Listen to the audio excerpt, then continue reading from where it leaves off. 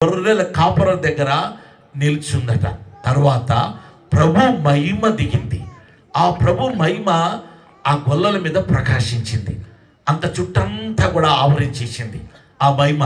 ఎప్పుడైతే మహిమ చేత నింపబడ్డారు గొర్రెల కాపరులు, వాళ్ళు అంతగా మీరు అనుకోవచ్చు జ్ఞానులు నింపబడలేదు, ఏమండి యేసేపు నింపబడలేదు, ఏమండి అలాగనే చూస్తే మరియమ్మ దగ్గర దూత వచ్చినప్పుడు ప్రభు మహిమ అక్కడ దిగలేదు. ఏమంటే యేసేపు దర్శనం ద్వారా మాట్లాడినప్పుడు అక్కడ మహిమ దిగలేదు యేసేపుది. అలాగనే మరియతో దేవుని దూత వచ్చి మాట్లాడినప్పుడు మహిమ అక్కడ దిగలేదు.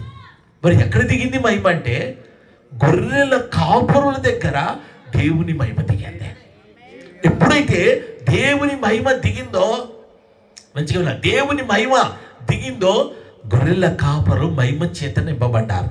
ఎప్పుడైతే మహిమ చేత నింపబడ్డారో ఒక ప్రశ్న నాకు అంతకుముందు తట్టింది. ఏంటంటే అస్సలకు ఈ గొర్రెల కాపరులు రాత్రి వేళ వీళ్ళ దగ్గరికి ఎందుకు రావాలని దూత? ఆ మహిమ ఆ గొర్రెల కాపరులు ఎక్కడో ఉన్నాం, అది పట్టణం, బెత్లెహేము పట్టణం, గ్రామం అని రాయబడింది పట్టణం.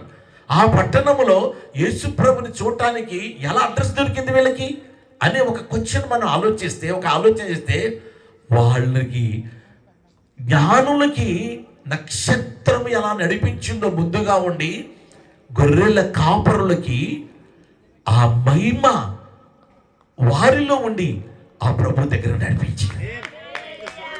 గట్టిగా చెప్పండి కొడతా ఒకసారి.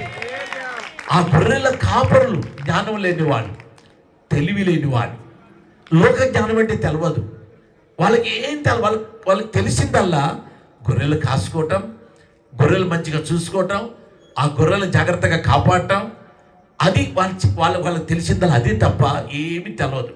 అలాంటి తెలియనటువంటి గొర్రెల కాపరులకి యేసు ప్రభు ఎప్పుడైతే పుట్టాడో మహిమ దిగింది. దిగడంతో మహిమ ఎక్కడ దిగిందంటే గొర్రెల కాపరుల మీద దిగింది. చాలా అద్భుతకరంగా ఉంది కదా ఈ విషయం, చాలా ఆశ్చర్యకరంగా ఉంది కదా ఈ విషయం. యేసు ప్రభు భూమి మీద పుట్టడం మహిమ దిగి రావటం పరలోకం నుంచి. ఆ మహిమ ఎవరి మీద దిగింది మొట్టమొదటిగా అంటే గొర్రెల కాపరుల మీద దిగింది. ఆ గొర్రెల కాపరులు వాళ్ళు పరిగెత్తుకొని, మనం అనుకోవచ్చు గొర్రెలు వదిలిపెట్టారు, అన్నీ వదిలిపెట్టారు రాత్రి వేళ.